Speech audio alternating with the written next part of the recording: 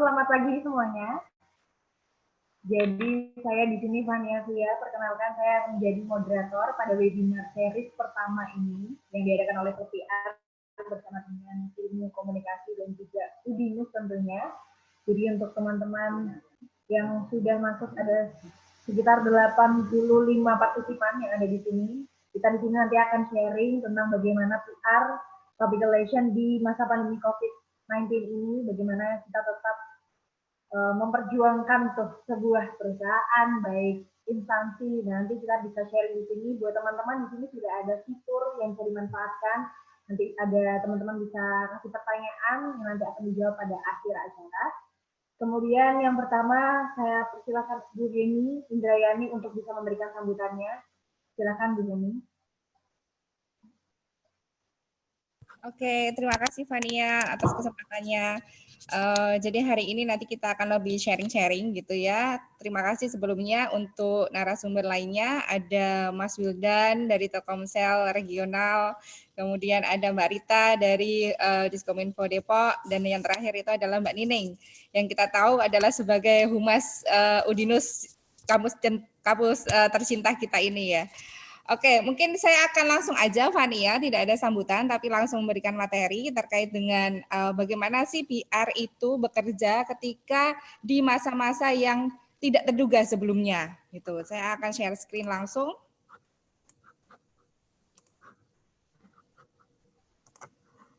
Oke, jadi ya.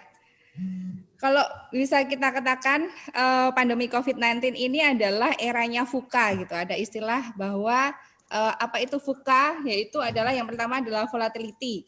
Ketika pandemi itu tidak kita duga, tidak kita nyana gitu, yang penuh dengan gejolak dan berubah-ubah, yang kemudian itu bagaimana virus ini menyebar luas, apa medianya dan segala sesuatunya itu kita tidak tahu gitu. Yang kemudian VUCA ini yang kedua adalah memiliki tingkat ketidakpastian yang tinggi, di mana itu kita hanya memahami secara parsial atau memahami kondisi-kondisi yang sulit untuk kita prediksi.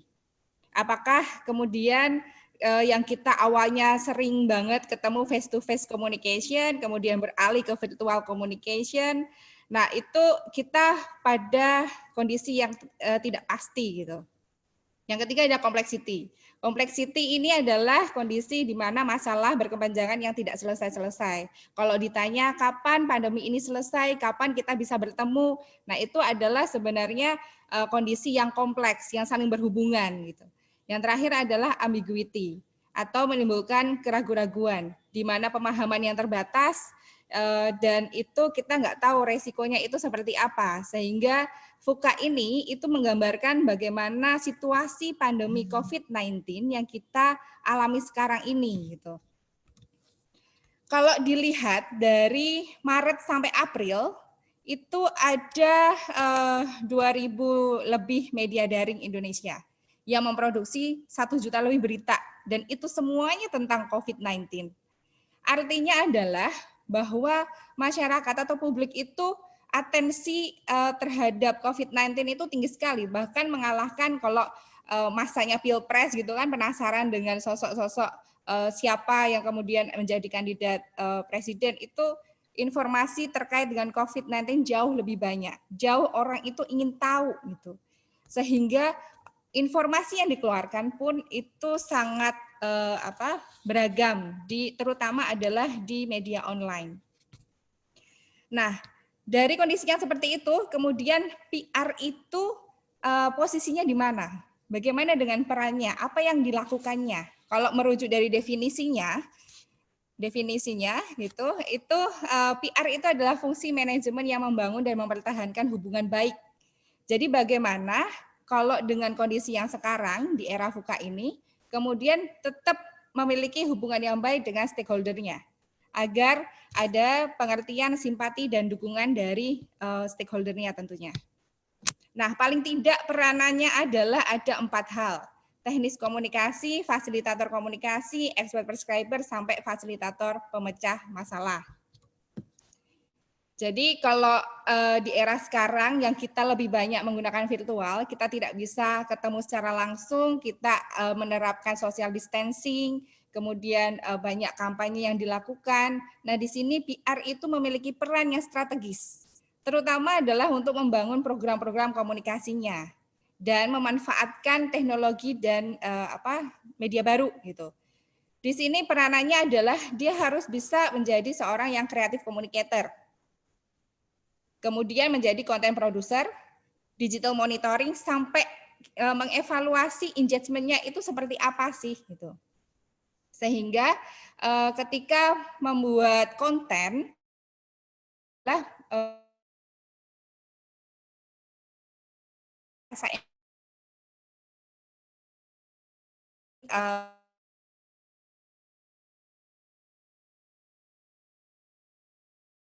empati ditambah teknologi digital, mengoptimalkan teknologi yang ada, maka akan tercipta persepsi dan trust dari publik.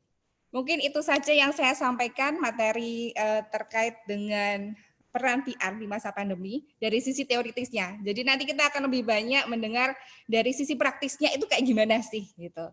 Apa sih yang sudah dilakukan dari humas pemerintah yang diwakili sama Mbak Rita, yang kemudian humas korporat diwakili oleh Mas Wildan, dan yang terakhir adalah humas perguruan tinggi yang diwakili oleh Mbak Nining. Sekian, terima kasih. Saya kembalikan ke moderator, Fania silakan.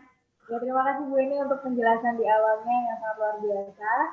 Mungkin kita langsung bisa bahas nih, karena kalau dari sisi saya nih sebagai mahasiswa gitu kan ya, karena ini siapa dulu deh yang akan memberikan materi pertama, yaitu Mbak Rita Nurlita dari Humas Diskom Info Depok. Halo Mbak Rita, selamat siang Mbak Rita. Ini pagi apa siang menjelang siang ya? Fani, halo. Assalamualaikum. Iya. Waalaikumsalam Mbak. Nah, Hai semuanya, Assalamualaikum teman-teman, Bapak Ibu. Waalaikumsalam. Ya, jam 10 pagi ya sama. Iya, 10 pagi. Jadi kalau dari saya sebagai mahasiswa, karena melihat dari Depok adalah salah satu tempat yang pertama memang diunjukkan sebagai tempat yang terkena dampak dari COVID-19. Nah, ini mungkin bisa langsung di-share ke teman-teman aja bagaimana sebagai humas Diskom Info untuk bisa menangani hal tersebut. Silakan Mbak Rita. Oke, thank you Fani. Saya sapa lagi. Assalamualaikum warahmatullahi wabarakatuh ya, Bapak Ibu. Selamat pagi. Sebelumnya perkenalkan saya Rita Nurlita, biasa dipanggil Teh Rita. Saya saat ini sebagai Pranata Humas di Diskominfo Kota Depok. Aku mau sedikit sharing pengalaman ya, apa saja yang sudah kami lakukan sebagai humas pemerintah khususnya di Kota Depok. Saya share screen dulu sebentar. Sudah terlihat, Pak? Halo? Iya, terlihat, Pak? terlihat. Oke. Jadi seperti tadi sudah disampaikan ya, corona ini, COVID ini tiba di Indonesia tuh tanggal 2 Maret saat itu, kebetulan sekali daerah yang pertama diumumkan terdapat pasien positif corona ini ada di kota kami, yaitu di Kota Depok ya, Pan ya. Jadi saya ingat saat itu sekitar pukul 10 diumumkan di media, dan saat itu juga tiba-tiba WA saya itu kebetulan masyarakat banyak yang tahu bahwa saya adalah salah satu humas pemerintah di Kota Depok, jadi banyak yang menanyakan gitu ya. Langsung rame, langsung di grup-grup itu banyak yang umumnya keadaannya sangat panik, banyak yang merasa takut, merasa khawatir, kemudian banyak juga yang saling share berita gitu ya, macam-macam beritanya. Ada juga yang mengkonfirmasi, kemudian banyak juga yang cari masker, cari hand sanitizer yang saat itu memang keberadaannya langka banget gitu ya. Nah, pada khawatir, pada intinya mereka semua panik, ada yang borong makanan, foto-foto itu semua beredar di mana-mana, sehingga informasi itu begitu banyak dan susah banget dibedakan yang mana sebenarnya ya fakta dan yang hoax ya, Van ya. Nah, pada kondisi saat itu kami ini sebagai humas pemerintah berinisiatif gitu untuk secepat mungkin memberikan penjelasan kepada warga terkait apa sebenarnya yang terjadi gitu. Walaupun saat itu kami sendiri, karena ini sesuatu yang baru ya, pandemi ini, kami sendiri memang saat itu juga sebetulnya dalam hati panik gitu ya, masih belum tahu juga ini seperti apa gitu. Lalu saat itu Pak Menkes datang ke Kota Depok dan menjelaskan terkait COVID dan suasananya dan segala macam karakteristik dan lain-lainnya ya informasi terkait COVID. Nah, saat itu juga kami berpikir untuk secepat mungkin menyampaikan hal ini kepada masyarakat karena dalam kondisi seperti itu, sekecil apapun informasi yang kami berikan tentunya akan sangat berharga bagi masyarakat. Nah, saat itu yang saya lakukan sebagai humas digital tadi ya, kata Mbak Heni, kita dalam kondisi yang benar-benar panik lah ibaratnya seperti itu. Kita benar-benar mencari apa sih apa namanya kanal yang tercepat untuk sampai kepada masyarakat. Akhirnya kami membuat vlog ya. Vlognya ini sederhana sekali, Van. Jadi kami ingin hanya fokus pada pesan apa yang ingin disampaikan gitu.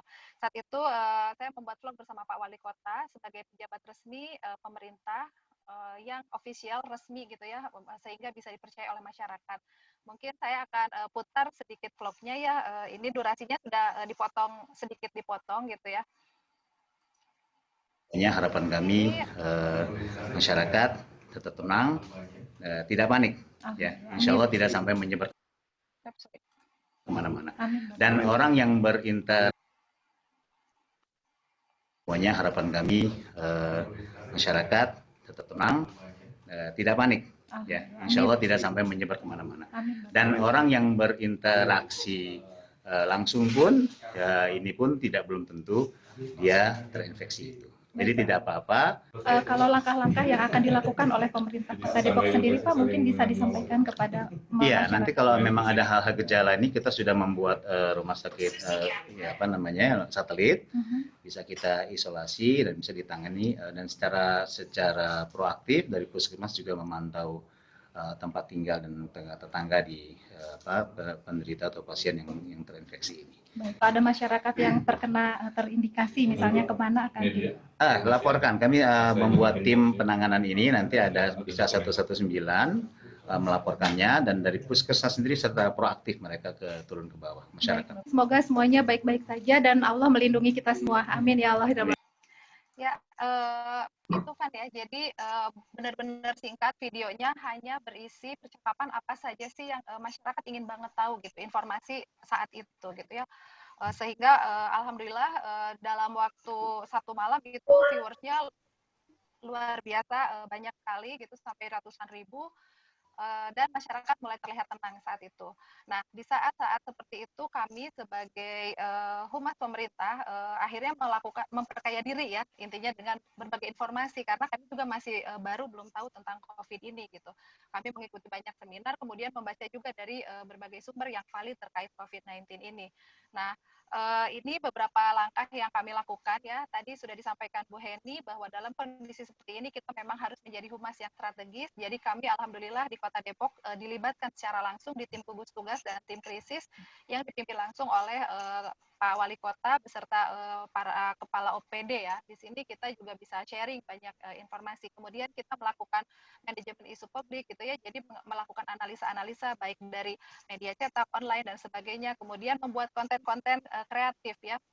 Saat itu waktu awal-awal kita masih difokuskan pada PHBS gitu ya, perilaku hidup bersih dan sehat, kemudian germas, kemudian mencuci tangan dan sebagainya. Kita juga memilih berbagai kanal dengan beragam konten untuk mempublikasikan hal tersebut. Nah, ini juga yang penting dilakukan oleh seorang humas, termasuk saya sebagai humas pemerintah, adalah menggunakan media personal kita ya, karena kita masing-masing tentu memiliki followers yang berbeda-beda gitu. Dan untuk memviralkan ini kita pakai juga medsos kita untuk media publikasi, tentu saja dengan storytelling. Dan saat itu di media sosial saya sendiri, saya lebih banyak menggunakan third party endorser ya. Jadi saya lebih banyak memposting penjelasan dari para dokter misalnya, kemudian dari Kemenkes, kemudian dari WHO dan sebagainya. Kita juga meluruskan berita hoax dan kita berkoordinasi dengan teman-teman dari Humas Pusat maupun dari Humas Provinsi Jawa Barat. Terus kita datang ke sekolah-sekolah, saat itu memang belum ada social distancing dan PSBB, jadi kita masih melakukan sosialisasi ke sekolah-sekolah. Nah, setelah itu kondisi kemudian berubah dengan sangat cepat ya. Ini beberapa program, beberapa kegiatan yang kami lakukan. sebelum adanya protokol ini ya yang tentang PSBB dan social distancing. Nah, kemudian karena perkembangan COVID ini semakin cepat, kemudian pasien positif juga semakin bertambah banyak ya secara signifikan, akhirnya pemerintah kan mengambil langkah-langkah selanjutnya ya untuk pencegahan selain dan penanganan gitu ya dengan menerapkan kebijakan yang ini social distancing dan PSBB. Nah, di Kota Depok sendiri kita sudah memiliki tim gugus tugas saat itu yang terbagi ke dalam 3 lokus ya, ketiga bidang. Ada pencegahan, ini terdiri dari berbagai OPD sekota Depok, organisasi perangkat daerah ya, dinas-dinas gitu. Ada yang bidang pencegahan, kemudian ada yang bidang penanganan, dan kami sendiri dari Diskominfo masuk di bidang informasi dan komunikasi. Kita melakukan mapping gitu ya, dan melakukan strategi komunikasi untuk menginformasikan tentang COVID ini kepada masyarakat. Nah, ini untuk mapping dan stratkom ini kami membuat beberapa sebetulnya secara besar ada 2 ya. Yang pertama pengelolaan. Jadi pengelolaan informasi itu bagaimana sih data-data ini didapat dari mana saja gitu ya. Di sini kami mengambil datanya tentu saja dari Dinkes untuk mengetahui terkait jumlah pasien terbaru misalkan, atau dari RSUD juga untuk mengetahui pasien ODP, PDP, kemudian kesiapan rumah sakit seperti apa gitu. Kemudian dari call center, saat itu memang apalagi di awal-awal ini luar biasa banyak sekali pengaduan yang masuk, ada yang menanyakan tentang kondisi dirinya gitu ya, ada yang merasa khawatir dengan gejala-gejala yang dialami atau menanyakan kemana harus pergi ketika dirinya merasa terindikasi COVID gitu ya. Kemudian juga dari jurnalis kami yang memang sehari-hari mencari berita di lapangan.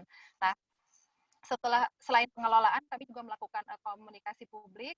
Ini ada 3 strategi pesan ya yang kami buat dari tim informasi dan komunikasi. Yang pertama ini adalah kami memuat informasi terkini terkait pasien. Jadi yang selalu kami posting setiap hari, biasanya sekitar jam 12 ke atas itu adalah penambahan atau informasi-informasi terkini terkait jumlah pasien, ada yang sembuh misalkan, atau yang meninggal berapa, PDP berapa, ODP berapa, positif berapa, dan sekarang orang tanpa gejala gitu ya. Kami juga mengeluarkan rilis setiap hari, yang ini kami share semua ke berbagai jaringan yang kami miliki. Kemudian yang kedua adalah informasi yang kami buat adalah terkait kebijakan atau informasi terbaru baik yang dikeluarkan oleh pusat maupun daerah. Ini beberapa fotonya ya, mungkin teman-teman ya. Ini selalu kami posting juga secara cepat dan rutin. Dan yang ketiga adalah membuat konten edukasi atau promosi kesehatan. Jadi ini lebih ke pencegahan ya, bagaimana kita sering membersihkan diri, misalkan bagaimana kita penyebaran COVID ini seperti apa, bagaimana mengisolasi diri dan sebagainya. Promosi kesehatan ini kita banyak bekerja sama dengan teman-teman Dinkes yang juga ada di dalam tim Infocom ini. Nah, kemudian strategi media yang kita lakukan ini tentu saja kita menggunakan semua kanal ya. Di era seperti ini tuh selain secara online, tapi offline juga tetap kita perlu lakukan ya. Jangan karena sekarang udah era digital, terus lupa gitu bahwa kita harus menyentuh ke masyarakat dengan datang langsung kepada mereka. Nah, kami di Kota Depok melakukan berbagai cara gitu ya supaya pesan-pesan terkait COVID ini bisa sampai ke masyarakat, supaya tadi masyarakat komunikasi empatik ya kalau menurut Bu Heni tadi, sehingga bisa saling bersama-sama untuk untuk keselamatan bersama gitu ya. Jadi media ini kami optimalkan. Untuk online-nya kami punya website, dan kita juga punya website khusus ya untuk COVID. Ini selalu update setiap saat di tcc19covid.depok.go.id. Kemudian sosmed tentu saja kita juga terus viralkan. Begitu juga dengan dinas-dinas terkait ya, seperti Satpol PP misalnya, ketika mereka melakukan sosialisasi PSBB dan sebagainya ke lapangan, mereka juga selalu update, dan ini selalu kita saling backup untuk reshare informasi-informasi ini. Kita juga menggunakan media luar ruang seperti spanduk, poster. Ini adalah untuk masyarakat yang memang tidak mengakses internet. Kita juga langsung datang dengan mobil wawar gitu ya, teman-teman dari dinas-dinas untuk khususnya Pol PP untuk datang ke warga dengan menggunakan mobil wawan, mengedukasi, kemudian melakukan pencegahan dan sebagainya. Pokoknya semua hal kita lakukan, termasuk kita menggandeng atau bekerja sama dengan tokoh masyarakat atau forum komunikasi di daerah ya, seperti dari kepolisian, dari TNI untuk bersama-sama membantu mendukung kebijakan ini yang dibuat oleh pemerintah untuk keselamatan bersama. Ya, mungkin itu saja, Van, dari Terita ya. Nanti kalau ada yang ingin ditanyakan boleh ditanya jawab ya. Terima kasih. Baik, terima kasih Mbak Rita untuk penjelasannya. Mohon maaf atas segala kekurangan. Assalamualaikum. Oke. Ya, Mbak. Oke, buat teman-teman. Halo, Van. Ya. Oke. Ya. Masuk ya suaranya ya? Ya. Oke.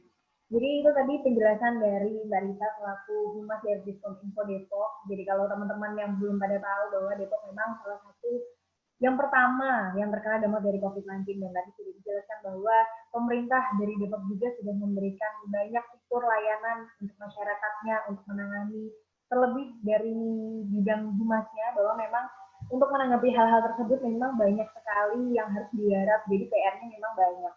Dan kemudian kita langsung aja berpindah ke Mas Wildan. Halo Mas Wildan. Halo. Halo Mas Wildan Anugraha ini sebagai Corporate Communication Telkomsel Regional Jateng dan DIY. Nah, ini pasti akan banyak pertanyaan nih Mas sayanya, karena ini apa ya, kalau dari teman-teman saya sebagai mahasiswa, kuotanya gimana nih Mas Telkomsel ini dan sebagainya, itu adalah salah satu pembahasan yang lagi rame nih Mas sekarang. Nah, boleh. Materi yang Mas Wildan mau sampaikan. Silakan Mas Wildan. Oke, assalamualaikum warahmatullahi wabarakatuh. Salam kenal semuanya. Saya Wildan di sini sebagai Corporate Communication Telkomsel Jateng dan DIY. Salam hormat buat Mbak Heni, Mbak Rita. Saya juga warga Depok loh Mbak. Saya tinggal di Depok, di daerah Depok Lama. Cuman kebetulan sekarang saya di Semarang. Oh, oke. Ini sengaja ngambil orang Depok semua atau gimana nih? Iya. Oke. Mungkin aku akan berbicara tentang praktisnya dari sisi corporate ya. Karena sebenarnya kalau ngomongin COVID-19 ini yang berhak, menurut saya, yang berhak untuk mengeluarkan informasi resmi adalah pemerintah. Sedangkan kalau dari institusi seperti perusahaan dan sifatnya adalah mendukung kebijakan pemerintah, mensukseskan. Nah, untuk itu, karena COVID-19 ini berbeda dengan krisis-krisis yang lain, aku akan share screen aja untuk menjelaskan hal-hal apa aja sih yang udah kita lakukan dari sisi praktiknya. Kalau dari sisi teoritis mungkin Mbak Eni itu akan jauh lebih tajam gitu ya. Berikut adalah ininya materinya.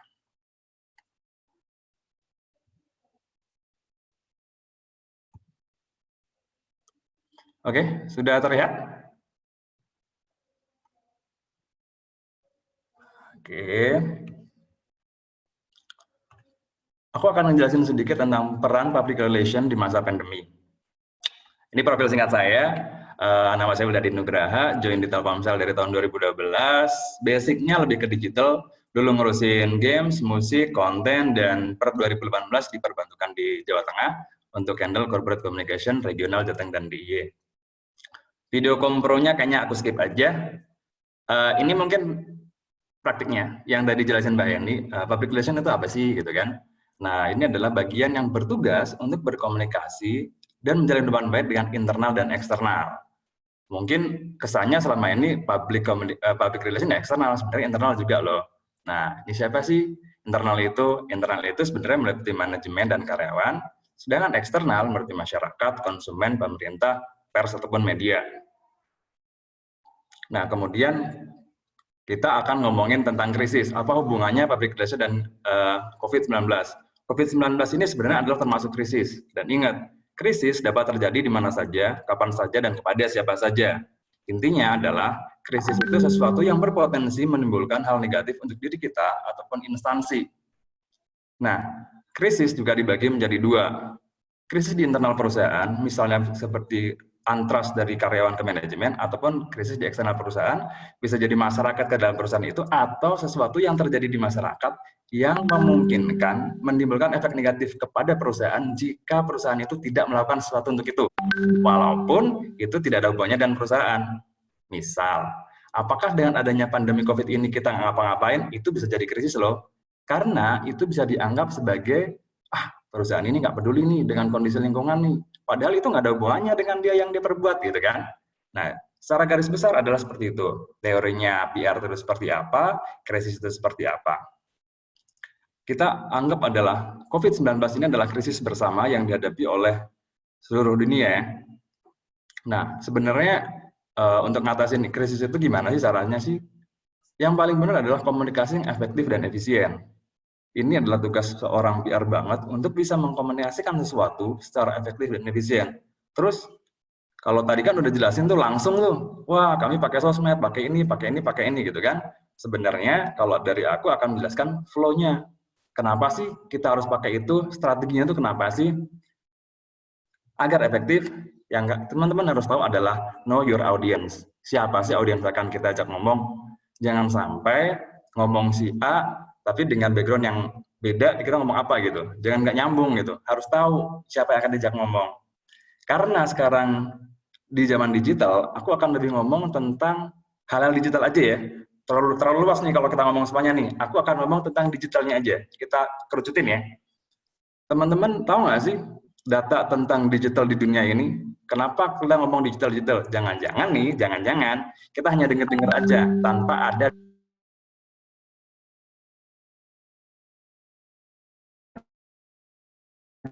data yang valid. Itu perlu kita cek sebenarnya. Hootsuite via sosial tahun Januari 2020. Ini data publik yang sebenarnya semuanya bisa memperoleh. Teman-teman bisa. Aku nggak akan ngomong tentang data Telkomsel ya. Kita ngomong data publik agar teman-teman bisa ngecek. Di dunia ini ada 7,7 miliar orang. 67%-nya udah pakai HP. Dan 59%-nya udah pakai internet. Jadi nggak salah kalau kita ngomong komunikasi.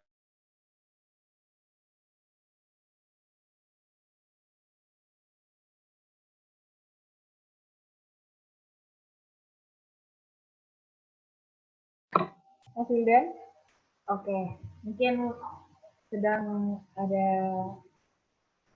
masuk Mas Wildan. Halo, maaf ada telepon masuk barusan. Okay.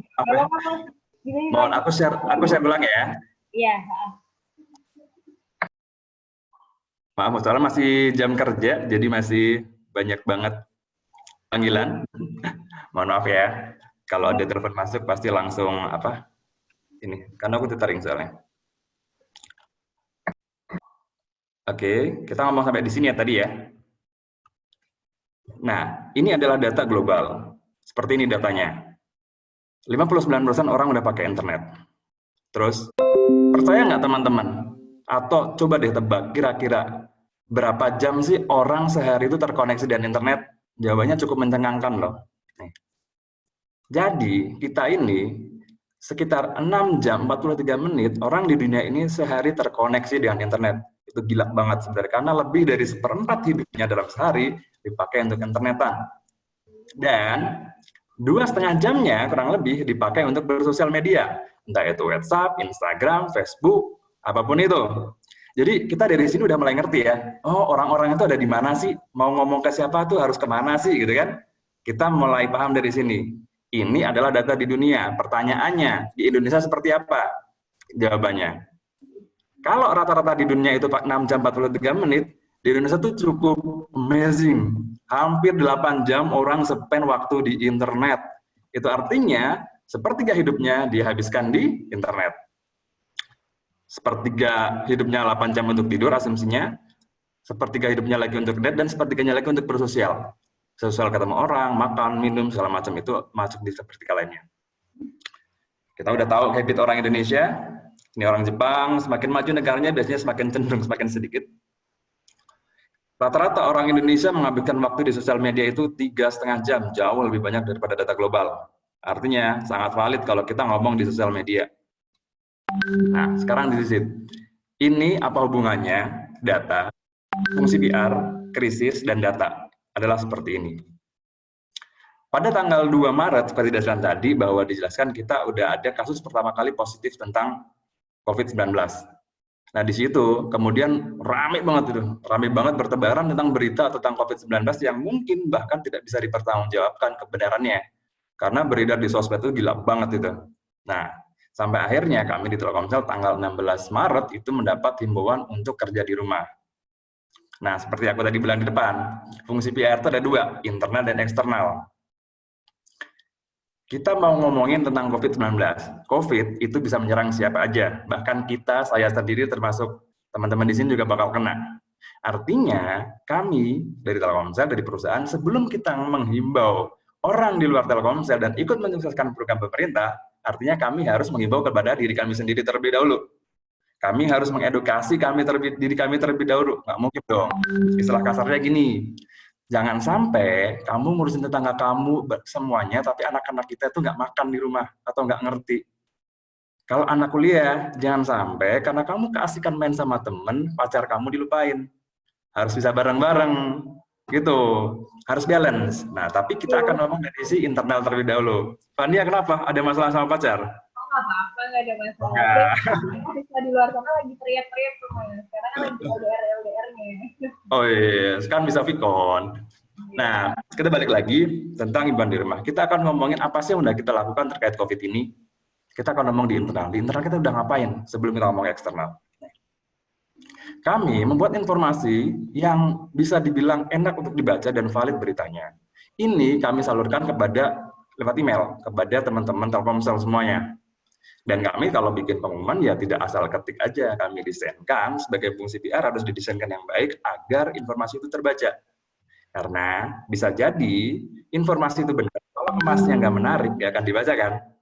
Itu adalah praktiknya. Ini adalah contoh-contoh praktikum yang kita kerjakan. Kami membuat informasi tentang seperti ini. Ini waktu awal-awal banyak banget berita hoax atau berita yang tidak bertanggung jawab itu, kami juga nginfoin ke dalam internal kami. Ayo bijak sebarkan informasi tentang COVID. Ini adalah usaha kami untuk mendukung pemerintah. Kemudian kami juga mengedukasi karyawan kami sendiri. Di pojok sini ada pengumuman, kalau kena COVID itu gimana sih tanda-tandanya dan lain-lain. Jangan-jangan kita tuh nggak tahu. Kita ngomong, oh physical distancing, tapi jangan sampai kita tuh nggak ngerti kalau ciri-cirinya kena itu seperti apa. Kita ganti lagi. Mungkin teman-teman bisa fokus kepada desainnya ya, dan informasinya ya. Informasinya kami menyesuaikan sesuatu yang terjadi di luar sana, dan itu sangat up to date. Kemudian ramai dibicarakan social distancing, sebelum akhirnya sekarang jadi physical distancing, kami juga menginformasikan itu di internal kami. Kemudian mulai masuk ke bulan Ramadan, orang-orang udah puasa, kami juga menginformasikan pada internal kami bahwa jaga iman dan iman itu seperti ini. Kemudian ramai lagi di luar, pemerintah ngomong, oh nggak boleh mudik nih. Kami juga mengedukasi internal kami untuk, ini loh fakta 12 larangan mudik. Kadang kan orang, nih, begitu dengar kata, nggak boleh mudik nih, nggak ini nih. Orang udah langsung reluctant kan, apaan sih ngatur-ngatur gini-gini, kan kita kangen gitu. Nah, kami mau komunikasikannya seperti ini, kita kasih faktanya aja. Fakta penting loh, ini loh faktanya, kenapa nggak boleh mudik. Jadi orang itu dikasih faktanya dulu. Kadang kalau headline-nya udah larangan ini, orang akan cenderung nggak suka. Nah, ini dari sisi pemberitaan yang resmi. Orang terkoneksi dengan internet seperti ini. Nah, ini adalah kegiatan-kegiatan di sosial media yang kami lakukan di internal. Kami selalu menyebarkan energi positif dan kata-kata positif kepada orang-orang Telkomsel di kami seperti ini. Ini bisa di-share di WhatsApp group, Instagram, atau di apapun. Kami hampir setiap hari mengirimkannya. Ini adalah contoh-contoh yang kita buat. Waktu awal-awal work from home, orang masih merasa sering, enak di rumah, gitu-gitu kan. Nah, makanya kontennya masih seperti itu. Minggu kedua udah mulai suka rebahan, ya kan.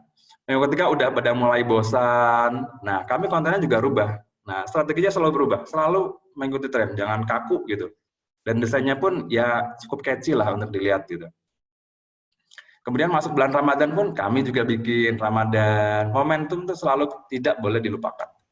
Oke, berarti banyak banget ya Mas yang udah digarap sama Telkomsel sendiri. Ini untuk internal. Ini bahkan kami bikin galang donasi nih, donasi buat internal karyawan sendiri dalam waktu sebentar udah hampir M angkanya. Ini kita lewat aja. Nah, ingat nggak teman-teman desain seperti ini? Ini adalah Oke. Kalau mungkin Mas Wildan? eksternal kami. Waktu awal adanya COVID kan di karena Mas Wildan, mohon maaf, mungkin videonya. Halo, maaf ada telepon masuk. Mas, terkait dengan waktunya yang memang sangat terbatas, hanya sampai. Halo, Fania udah connect. Maaf Mbak, ada telepon masuk. Oke. Aku cepetin ya. Oke. Iya, karena terkait dengan waktunya Udah connect. Sampai jam 11 aja. Oke, siap. Iya. Oke, boleh. Ini adalah news berita-berita yang kami lakukan di luar, contohnya sosial media dan lain-lain. Nih, bisa terkoneksi. Nah, ini juga kami punya hubungan yang sangat baik dengan media, juga kami memberi perhatian khusus untuk rekan-rekan media kami yang ada di luar. Ini adalah kegiatan-kegiatan sosial kami ngasih ke dokter juga, APD, ke rumah sakit, kami bekerjasama dengan Diskominfo Pemprov Jateng di campaign kreatif kami yang kami sebarkan di sosial media. Aku putar ya lagunya ya. Ini slide terakhir aku, oke? Oke.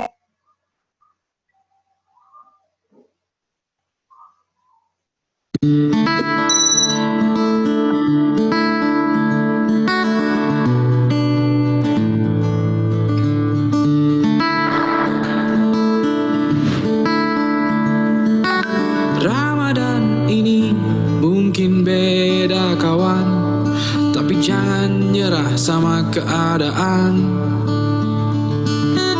Terus sambung kedekatan dan ciptain senyuman di dalam berdalam iman. Ramadan ini mungkin beda kawan, tapi jangan nyerah sama rintangan. Ayo terus ulurin tangan. Halo, ini aku potong aja videonya biar cepat. Buat para pahlawan. Intinya adalah kegiatan yang kami lakukan itu adalah untuk menimbulkan kepercayaan publik dan menimbulkan citra baik buat perusahaan. Dan kami juga selalu mendukung pemerintah agar COVID-19 ini bisa segera di Indonesia. Terima kasih. Oke, terima kasih Mas Wildan buat materinya.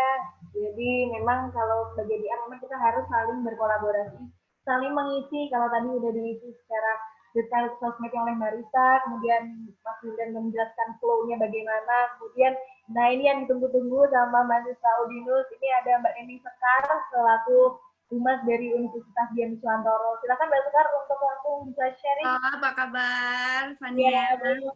Mbak Eni, Mbak Rita, Mas Wildan, semuanya audiens webinarnya Klub PR Udinus. Langsung aja ya, apa kabar? Mungkin kalau dari Mbak Rita lebih ke global ya. Jadi kalau pemerintah kota itu pasti skupnya lebih besar. Untuk Mas Wildan mungkin lebih ke corporate. Tapi kalau Udinus sendiri yang kami lakukan adalah untuk intern satu institusi swasta yang mungkin mempunyai kebijakan sendiri. Memang kami di bawah Dikti, tapi kami untuk kebijakan yang kami keluarkan, ini kami mempunyai satu privilege sendiri ya untuk tidak mengikuti arahan dari manapun. Dan memang di sini fungsi humas menjadi sangat krusial karena humas di institusi swasta ini merupakan jembatan antara publik dan pimpinan sendiri, dan itu yang lebih berat sebenarnya. Mungkin kalau Mbak Rita atau Mas Wildan, kalau Mas Wildan mungkin sudah terstruktur ya, karena di satu perusahaan corporate itu pasti dari awal sudah ada. Kalau Mbak Rita mungkin juga merasakan kalau di pemerintahan pasti birokrasi. Kalau di swasta, institusi swasta justru yang sangat menjadi bukan beban tapi tantangan ya. Saya lebih sebutnya tantangan adalah ketika harus menjadi penengah antara publik dan pimpinan itu sendiri. Saya akan share materinya singkat aja karena Udinus skupnya tidak sebesar Telkomsel dan pemerintah Kota Depok.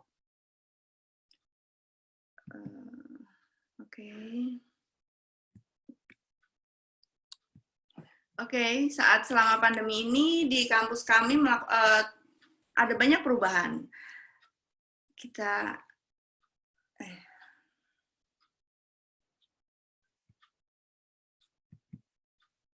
Udinus from this to this. Fania mungkin kangen ya, teman-teman yang di rumah juga mungkin kangen semua. Kangen banget, Mbak.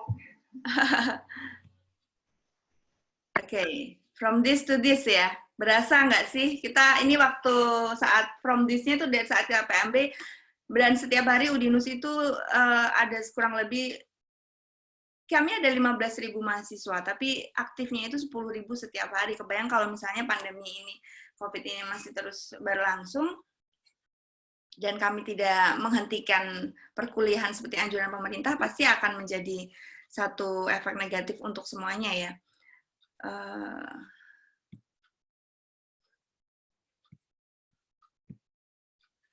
Oke. Biasanya kami melakukan perkuliahan seperti biasa, semua bisa melakukan aktivitas seperti biasa, kemudian kami harus beralih di kuliah online dengan segala macam problematika yang dihadapi oleh mahasiswa dan juga kami penyelenggara institusi pendidikan sendiri. Kami juga mempunyai TV-ku.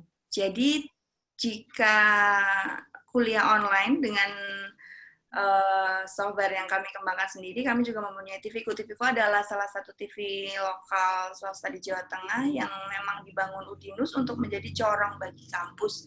Jadi bagi mahasiswa yang mungkin tidak dianjurkan untuk kuliah online atau mungkin tidak kuliah bertatap muka langsung, bisa menggunakan TV-ku ini. Ini adalah surat rektor dan rektor. Pertama kali kami mengeluarkan, tentu pro kontra banyak sekali, apalagi tidak semua pasti merasakan seneng ya. Mungkin kalau seneng yang libur, tapi kalau yang mau wisuda, bahkan ini menjadi viral di media-media online, baik cetak maupun elektronik, semua mengangkat tentang bahwa Udinus harus dengan sangat berat hati menunda wisuda. Tapi yang kami lakukan ini ternyata juga diikuti oleh kampus lain, dan kemudian tidak lama kemudian PSBB ini berlaku di semua daerah. Apa yang kami lakukan kemudian? Yang pertama adalah menyemprotkan disinfektan di seluruh lingkungan kampus. Jadi Humas bekerja sama dengan Biro Umum Udinus melakukan kegiatan untuk penyemprotan disinfektan di semua lingkungan kampus. Ini adalah awal, foto ini adalah awal ketika perkuliahan masih berlangsung di hari pertama diberlakukannya kuliah online. Jadi saat kami melakukan ini hanya di lingkungan Udinus di gedung D, lantai 2, lab komputer, dan kemudian hari selanjutnya kami melakukan penyemprotan di seluruh ruangan. Seperti kata Mas Wildan kami, tadi kan ada meme-nya ya, kalian di rumah aja biar kami yang kerja. Kalau kami, kalian di rumah atau di kos aja biar kami yang semprotkan disinfektan gitu. Dulu kita bikin meme-nya kayak gitu, dan kami manfaatkan sosial media untuk nge-boost-nya.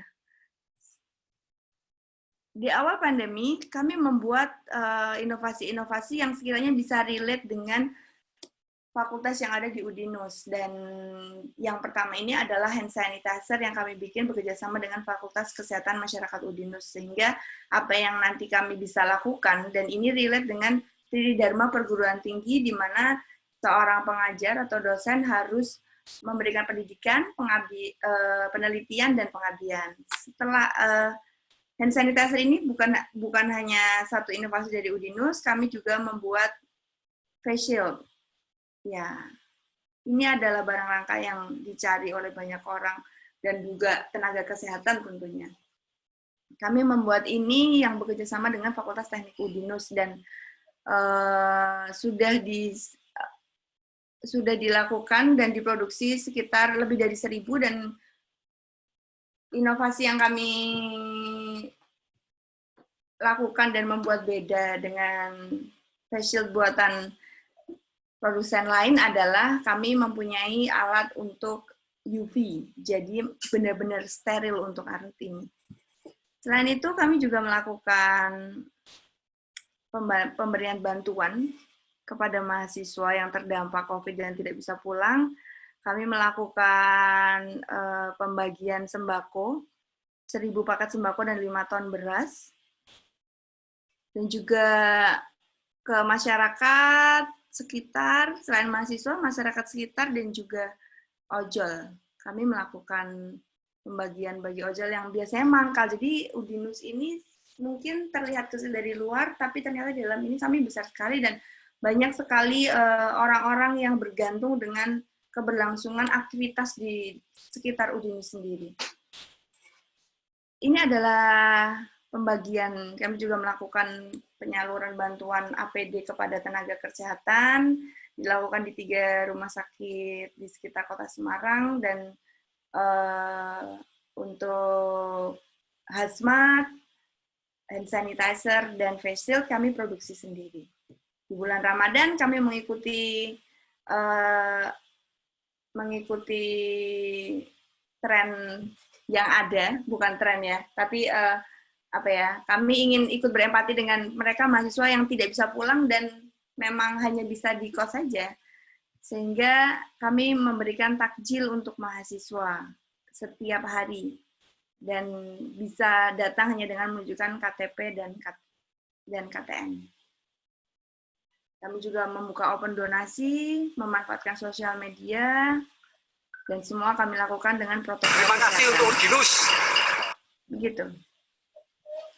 Public relation menurut saya kita harus aware ya dengan situasi dan harus segera memberikan solusi untuk institusi tempat kita bernaung, karena menjadi aware saja tidak cukup, tapi kita harus berpikir 10 langkah lebih cepat dari apa yang sedang kita lakukan dan kita rasakan kali ini. Apalagi di pandemi ini, kita hanya meraba-raba dan kita harusnya sebagai seorang PR yang bagus sudah mempunyai next step, 10 step forward gitu ya. Yang kedua, memanfaatkan media sebagai mercusuar institusi, apalagi di dunia digital seperti sekarang ini, sepertinya media sosial sudah sangat lazim digunakan. Dan inilah poin khusus bahwa seorang public relation itu harus menjaga hubungan baik dengan media yang bisa membuat kita sangat gampang untuk share berita yang kita miliki. Yang ketiga yaitu jadi mediator bagi publik dan decision maker, karena publik kita harus menjadi start dengan mereka, dan decision maker kita harus memberikan ide-ide atau solusi-solusi untuk masalah-masalah yang terjadi, termasuk salah satunya di pandemi ini. Yang keempat, saya tulis station to keep our company safe. Kenapa? Karena menjadi seorang public relation sebenarnya bukan hanya tugas kita sebagai seorang PR di satu institusi, tapi tugas semua penghuni institusi tersebut. Karena menjaga perusahaan kita atau menjaga institusi kita tetap aman ini akan menjadikan kenyamanan bagi semua penghuni institusi tersebut. Dan kalau misalnya di pemerintah Kota Depok, berarti seluruh masyarakat Depok ini harus menjadi public relation, terutama saat pandemi. Demikian juga untuk Telkomsel, dan sepertinya ini sudah menjadi hal yang wajar sekali kalau kita share kebaikan, maka kita akan dapat kebaikan. Yang terakhir, dengan adanya branding, customer satisfaction, dan customer loyalty, ini adalah wujud keberhasilan seorang PR. Gitu. Ania, cepatlah berakhir coronavirus, biar beritanya nggak santer lagi. Klub PR Udinus for a better future. Oke, terima kasih Mbak Nining buat penjelasannya. Iya. Udinus, jadi ini ramai banget karena tadi memang ada kendala sedikit untuk streaming di YouTube, jadi kita memang langsung streamingnya dipindahkan ke Instagramnya PR. Jadi memang ada pertanyaan yang masuk beberapa, tapi karena ini udah tersisa cuma 8 menit aja, karena nanti sistemnya akan otomatis mati. Jadi ini pertanyaannya bisa dijawab oleh Mbak Rita, Mas Wildan, ataupun Mbak Nining, silakan, dan Bu Eni juga. Jadi pertanyaannya memang bagaimana PR untuk mendapatkan kepercayaan dari sosial media, tidak hanya sosial media, tapi sosial media menjadi salah satu peranan terpenting pada saat ini. Kemudian pertanyaan selanjutnya, ini ada di fitur Q&A, yaitu bagaimana menangani para ojol nih yang masih bekerja untuk saat ini di pandemi, apakah diperbolehkan begitu. Kemudian untuk partisipan, untuk info terakhir, nanti ada polling yang akan masuk dan bisa diisi oleh masing-masing partisipan yang sudah terdaftar di fitur tersebut. Silahkan bisa dijawab langsung untuk pertanyaannya.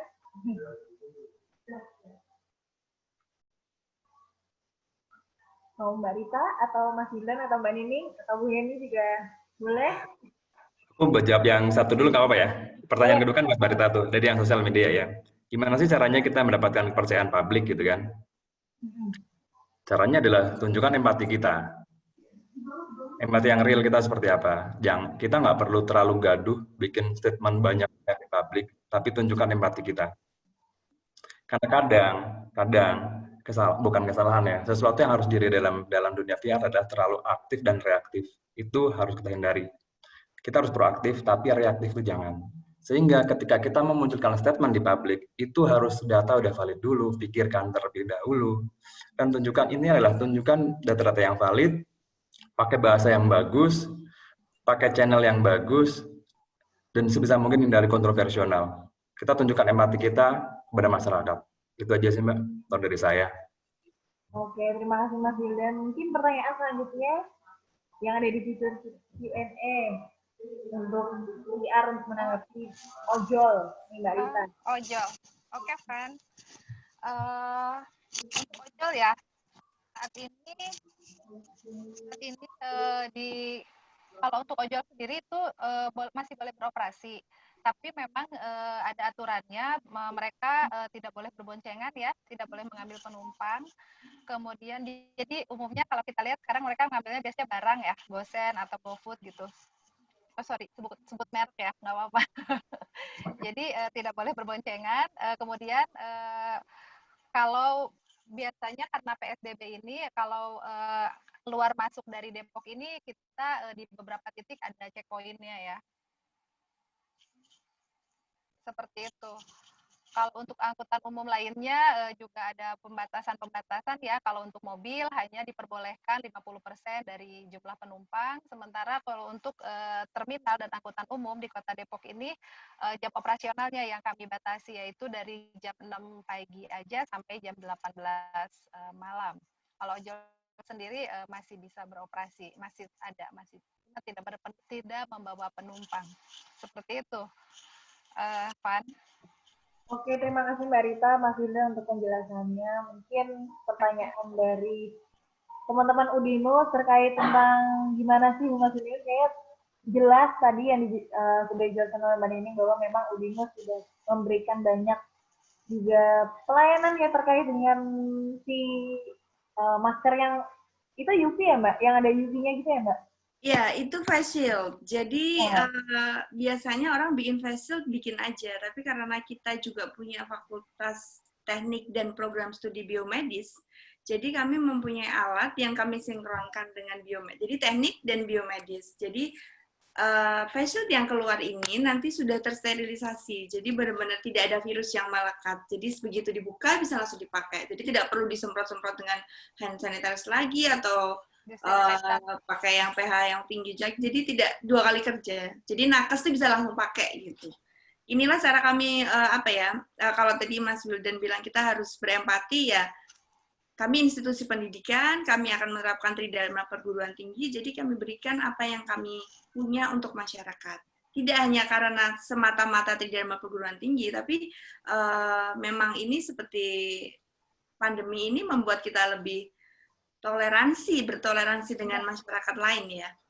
Dan apa yang kita ada, kalau kita bisa kita berikan gitu. Oke. Ya. Terima kasih. Ya, Van, sedikit ya Van ya.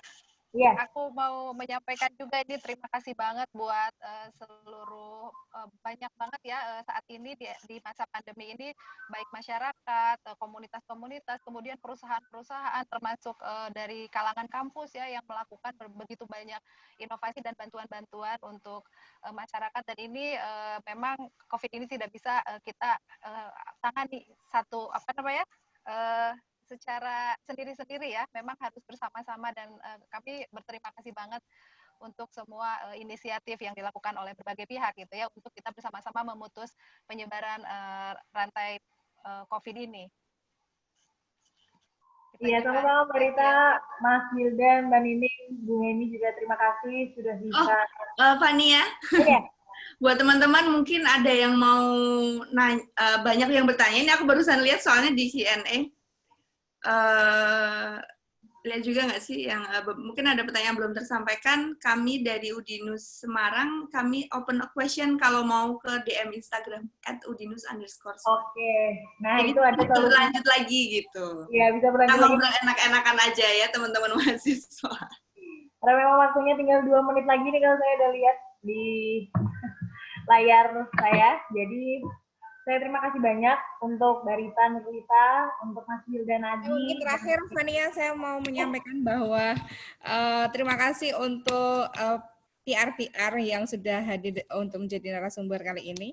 Dan juga konten kreatif yang empatif itu adalah yang menjadi kunci apa yang bisa kita lakukan ketika di masa pandemi. Disitulah peran PR yang luar biasa dari teman-teman sekalian yang sudah melakukan dan berkolaborasi untuk saling mendukung agar pandemi ini segera berakhir. Mungkin itu Fania tambahannya dan closing-nya. Oke, terima kasih. Jadi nanti bisa disambung lagi lewat DM Instagram. Jadi memang sebagai PR kita harus berkolaborasi satu sama lain, mengisi satu sama lain, berdoa supaya COVID ini segera berakhir dan aktivitasnya bisa dijalankan seperti biasa lagi.